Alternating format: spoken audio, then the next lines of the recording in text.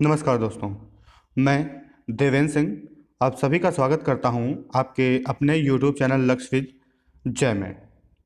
आज हम संस्कृत में संख्यात्मक भेद प्रभेद पढ़ेंगे और यह जानेंगे कि संस्कृत में स्वर कितने होते हैं, व्यंजन कितने होते हैं, प्रत्यय उपसर्ग कितने हैं, कारक, विभक्तियाँ आदि की संख्या कितनी है। तो शुरुआत करते हैं आज की क्लास का। व्याकरण के दो भाग हैं। संस्कृत व्याकरण में दो भाग हैं। नंबर एक है स्वर, दूसरा है आपका व्यंजन। स्वर को अच के नाम से जानते हैं क्योंकि यह अच प्रत्याहार के अंतर्गत आते हैं, और व्यंजन को हल के नाम से जानते हैं क्योंकि यह हल प्रत्याहार के अंतर्गत आते हैं। प्रत्याहार क्या है यह हम आगे पढ़ेंगे। स्वर, संस्कृत में स्वर 9 हैं। कौन कौन से? आ, ई, उ, री, ली, ए, ऐ, ओ, औ। यह प्रथम 4 महेश्वर सूत्रों में पाए जाते हैं। चलते हैं आगे। स्वरों के भेद कितने हैं? स्वरों के मूलतः 2 भेद हैं। कौन कौन से? मूल स्वर और संयुक्त स्वर। मूल स्वर की संख्या है 5। कौन कौन से? आ, ई, उ, री और ली। यह प्रथम 2 महेश्वर सूत्रों में है। अब चलते हैं आगे। संयुक्त स्वर, संयुक्त स्वरों की संख्या 4 है। कौन कौन सी है? ए, ऐ, ओ, औ। यह तृतीय और चतुर्थ महेश्वर सूत्र में हैं। अब चलते हैं आगे। स्वरों के प्रकार कितने हैं? स्वरों के 3 प्रकार हैं। कौन कौन से? ह्रस्व स्वर, दीर्घ स्वर और प्लुत स्वर। अब हम जानेंगे ह्रस्व, दीर्घ और प्लुत स्वरों की पहचान और कौन कौन से हैं। ह्रस्व स्वर, ह्रस्व स्वरों की संख्या 5 है। कौन कौन सी? आ, ई, उ, री और ली। जिन स्वरों के उच्चारण में एक मात्रा का समय लगता है उन्हें हम ह्रस्व स्वर के नाम से जानते हैं। और अब चलते हैं दीर्घ स्वर। दीर्घ स्वरों की संख्या है 8। कौन सा? बड़ा आ, बड़ी ई, बड़ा उ, री, ए, ऐ, ओ, औ। जिन स्वरों के उच्चारण में 2 मात्रा का समय लगता है उन्हें हम दीर्घ स्वर के नाम से जानते हैं। अब चलते हैं आगे। नेक्स्ट है आपका प्लुत स्वर।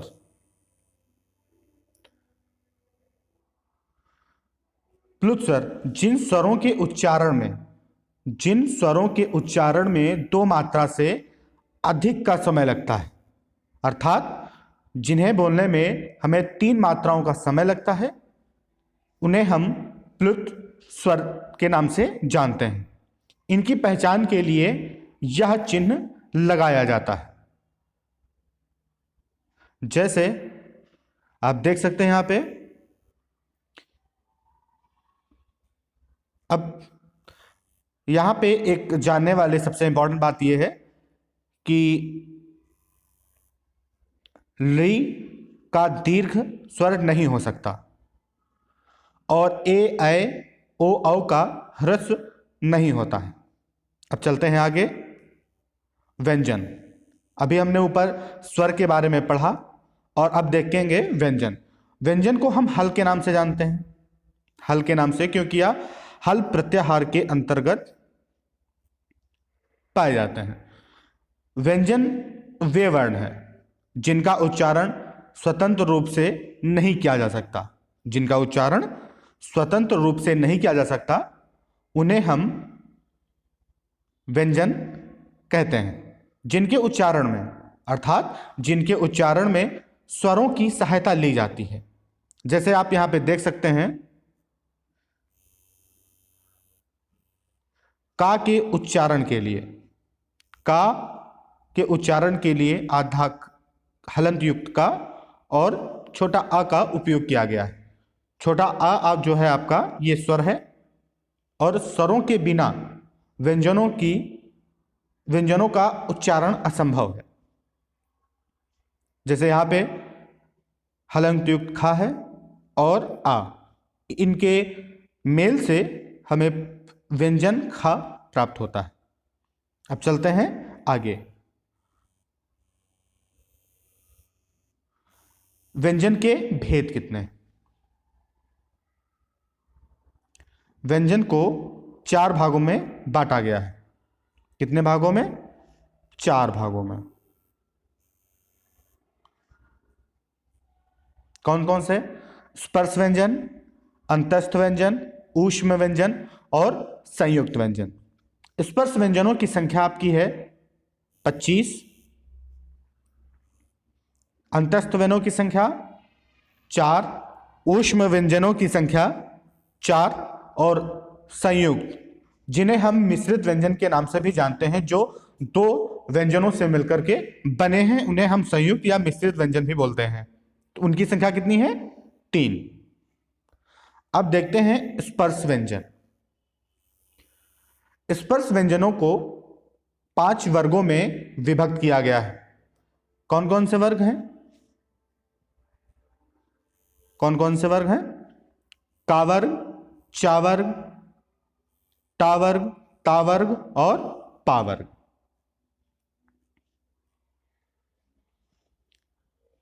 का वर्ग में का, खा, गा, घा, गा आता है। इसी प्रकार चा वर्ग में चा, छा, जा, झा और इया है।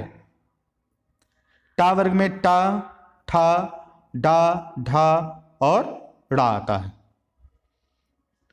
ता वर्ग में ता, था, दा, धा, ना। इनकी संख्या 5 है। और अंतिम है आपका पा वर्ग। पा वर्ग में पा, फा, बा, भा और मा आता है। इनकी भी संख्या 5 है। और इनके 5 वर्ग हैं और पांचों वर्ग में 5-5 व्यंजन हैं। तो इस प्रकार से इनकी संख्या कितनी हो जाती है? 25। अब चलते हैं आगे। अंतस्थ व्यंजन। अंतस्थ व्यंजनों की संख्या कितनी है? 4। और यह यड़ प्रत्याहार के अंतर्गत आते हैं। और यह है या, वा, रा और ला। अब चलते हैं आगे। ऊष्म व्यंजन। ऊष्म व्यंजनों की संख्या कितनी है? 4। कौन कौन सी? शा, सा, सा और हा। यह सल प्रत्याहार के अंतर्गत आते हैं, जो अंतिम 2 प्रत्याहार हैं। अब चलते हैं आगे। संयुक्त व्यंजन, जिन्हें हम मिश्रित व्यंजन के नाम से भी जानते हैं। इनकी संख्या कितनी है? 3। का और शा के मेल से छा बनता है। ता और रा के मेल से त्रा बनता है। जा और इया के मेल से ज्या बनता है, जिसका उच्चारण हम ज्ञा के नाम से करते हैं। अब चलते हैं महेश्वर सूत्र। महेश्वर सूत्रों की संख्या आपकी है कितनी? 14। जैसा हम लोगों ने कभी कभी पढ़ा है कि महेश्वर सूत्र भगवान शिव के डमरू से उत्पन्न ध्वनियां हैं, जिन्हें हमारे ऋषियों ने सुन करके 14 महेश्वर सूत्रों की रचना की। तो पहला कौन सा है आपका? आ, पहला है आपका आ ई उ ड़, रे ऋक, ए ओंग, ऐ औच। यह 4 हैं जिनमें हमारे सभी स्वर हैं। अब चलते हैं नेक्स्ट, जिसमें व्यंजन है हमारे। 5वां है आपका हैवरट, लंग, इयम गणनम, झभहि, घड़दस, घड़दस, जब गड़दस, खप छठत, छटतव, कपय, ससरह, हल। यह 14 महत्व सूत्र हैं। इससे अक्सर एग्जाम में आपसे प्रश्न पूछे जाते हैं। तो एक बार हम महत्व सूत्रों की गणना फिर से करेंगे। कौन कौन से हैं? पहला आपका अ ई उ ड़, दूसरा ऋक, तीसरा है ऐ औंग, चौथा है आपका ऐ औच, हैवरट, लंग, इयम गणनम, झभहि, घड़दस, जब गड़दस, खप चटत, चटतव, कपय, ससर, हल। अब आगे चलते हैं। अब आपका है प्रत्यय, प्रयत्न। प्रयत्न कितने होते हैं? प्रयत्न 2 होते हैं, अभ्यंतर प्रयत्न और बाह्य प्रयत्न। अब देखेंगे अभ्यंतर प्रयत्न की संख्या कितनी है और यह कौन कौन से हैं।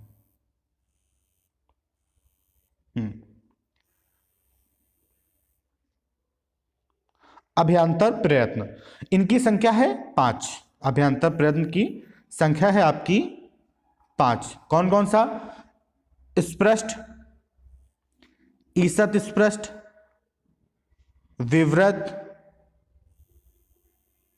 ईसत विवृत और संवृत। यहां पे है आपका ईसत विवृत। स्पृष्ट व्यंजन का से मातक, सभी स्पर्श व्यंजन, इन्हें ही स्पृष्ट या स्पर्श व्यंजन के नाम से हम जानते हैं। ईसत विवृत, ईसत स्पृष्ट कौन कौन से हैं? या, व, र और ला। फिर है आपका विवृत, नंबर 3 है आपका विवृत। विवृत में श, स, सा और हा। इसके बाद है आपका विवृत। विवृत में सभी स्वर आते हैं। विवृत में सभी स्वर। संवृत में सिर्फ आपका आता है अ। अब चलते हैं आगे। बाह्य प्रयत्न कितने हैं? बाह्य प्रयत्नों की संख्या 11 है। कितनी है? 11। कौन कौन से? विवार, संवार, श्रास, नाद, घोष, अघोष, अल्पप्राण, महाप्राण, उदात्त, अनुदात्त और स्वरित। अब चलते हैं आगे। नेक्स्ट आपका वचन कितने?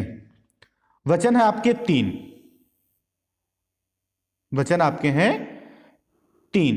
कौन कौन से? एक वचन, द्विवचन और बहुवचन। एक वचन में बालका, चालका, गुरु। द्विवचन में बालकौ, गुरु, चालकौ। मतलब 2 बालक, 2 चालक और 2 गुरु। अब आता है बहुवचन। बालका, बहुत सारे बालक, चालका, बहुत सारे चालक। अब चलते हैं आगे। पुरुष कितने? पुरुष कितने? पुरुषों की संख्या है 3। पुरुषों की संख्या है 3। प्रथम पुरुष, मध्यम पुरुष और उत्तम पुरुष। प्रथम पुरुष सः, तौ, ते। मध्यम पुरुष त्वम, युवाम, यूयम। उत्तम पुरुष है आपका अहम, आवाम और वयम। अब चलते हैं आगे। लिंग। लिंग कितने हैं? लिंग आपके हैं 3।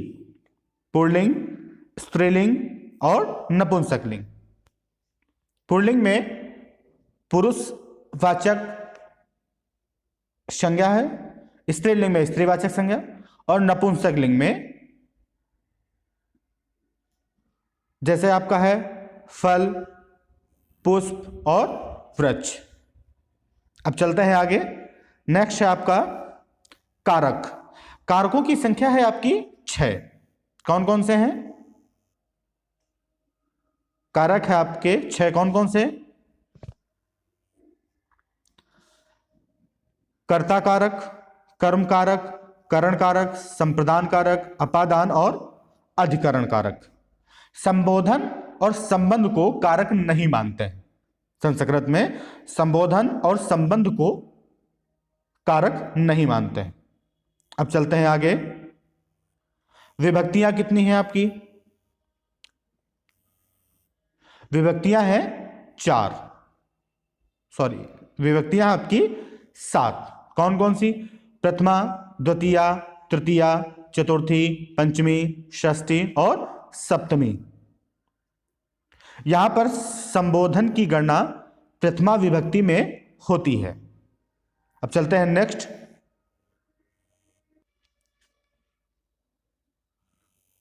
उपसर्ग कितने हैं? उपसर्गों की संख्या है आपकी 22।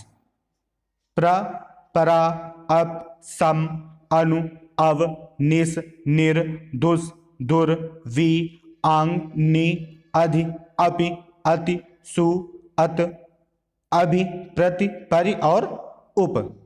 यह 22 उपसर्ग है। अब चलते हैं आगे। वाच्य। वाच्य कितने हैं? वाच्यों की संख्या है आपकी, वाच्य की संख्या है आपकी 3। कर्तृवाच्य, कर्मवाच्य और भाववाच्य। कृतवाच्य, रामः पुस्तकम पठत।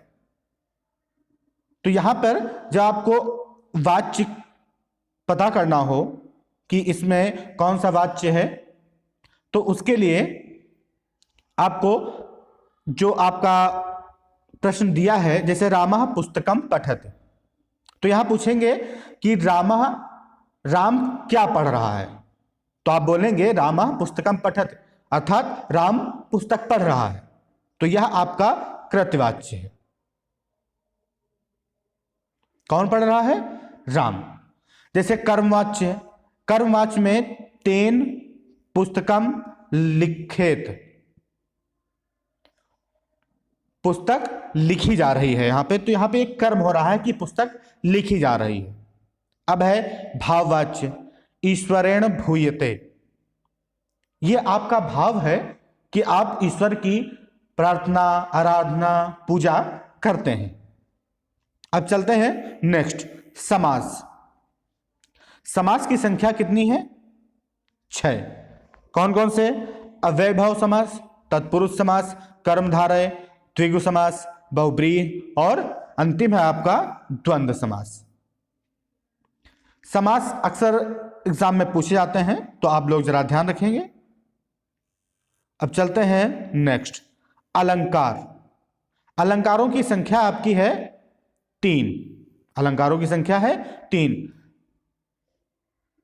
यह आपके एग्जाम के अकॉर्डिंग 3 संख्या बताई गई है कि आपको सिर्फ 3 ही पढ़ने हैं।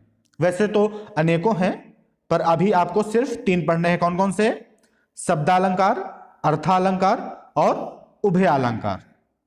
धन्यवाद। आज की क्लास का समापन होता है। अब मिलते हैं अगली क्लास में, तब तक के लिए नमस्कार। और अगर आपको वीडियो पसंद आई है तो वीडियो को लाइक, शेयर और चैनल को सब्सक्राइब करना ना भूलें।